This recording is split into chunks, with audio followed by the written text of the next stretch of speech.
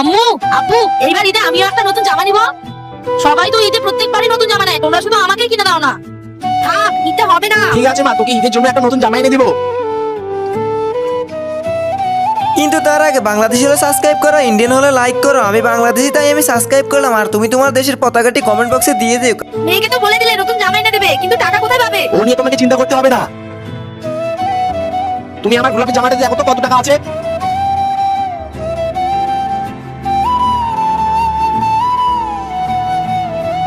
এতে তো মাত্র 20 টাকা আছে। আমার কোটোতে দেখি তো, এখানেও তো বেশি নেই। এই যে নাও, এই টাকাগুলো পেলাম। দেখো, এই টাকাগুলো দিয়ে কোনো জামা হয় নাকি? দাদা, আমার কাছে এই টাকাগুলো আছে, এই টাকাগুলো দিয়ে আমার মেয়ের জন্য একটা ভালো জামা দাও। এই করে টাকা দিয়ে ভালো জামা নিতে আসিস, ভিখারি কোথাকার, চল যা। আপু, তোমার কোথাও লাগেনি তো? ওঠো। আব্বু, আমার ভুল হয়ে গেছে, আমি আর ঈদের জন্য জামা নিব না। আমার তো অনেকগুলো জামা আছে, আমি ওগুলোর মধ্যে থেকেই একটা পরে নেবো। ঠিক আছে। ঈদ হচ্ছে ইসলাম ধর্মের ধর্মীয় উৎসব, কোনো জামা কাপড়ের সম্মান না, কারণ সবারই সমান যায় না।